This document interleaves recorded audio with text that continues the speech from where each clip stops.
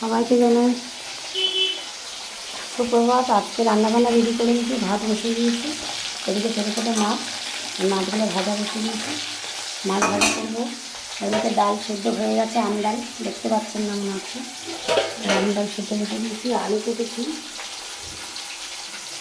আলু দিয়ে চুনো মাছটা করবো।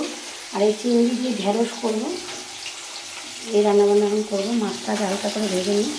আরেকটা জিনিস হবে, সেটা হচ্ছে এই যে শাক কেটে রেখেছি, শাকটা ভাজা করব। এটা হচ্ছে ছেঁচি শাক, দেখুন খুব দারুণ লাগে খেতে। রসুন দিয়ে ভাজলে বেশি ভালো লাগে, কিন্তু আমাদের তো আমার শাশুড়ি রসুন খায় না বলে রসুন ছাড়াই ভাজি। রসুন ছাড়াই ছেঁচি শাকটা ভাজবো, ধুয়ে তুলে নিই।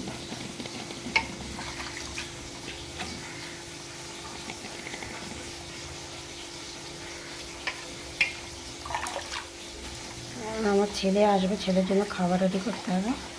কেউ আসুক, এখন কি খায়। মাছটা উল্টে দিয়ে আসি, মাছটা ভেজে তুলে নিই।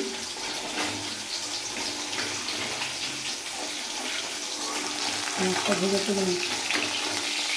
মাছটা একটু নরম মতন সেই যাচ্ছিল তো,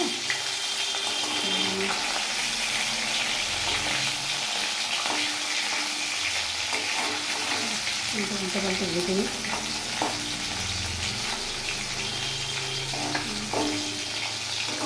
উল্টে পাল্টে একটু ভেজে নিই।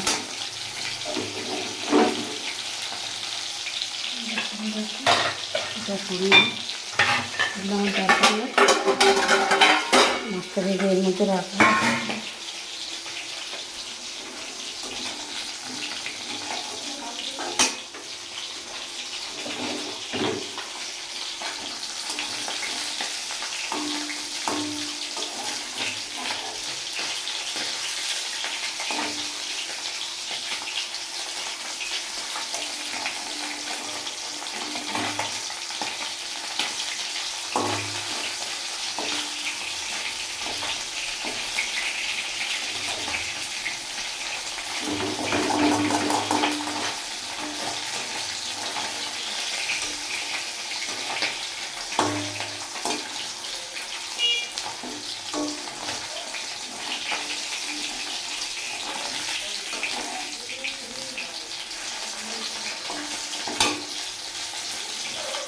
মাছটা ভেজে নিই, আবার এই আলু দিয়ে তরকারি করবো পরে।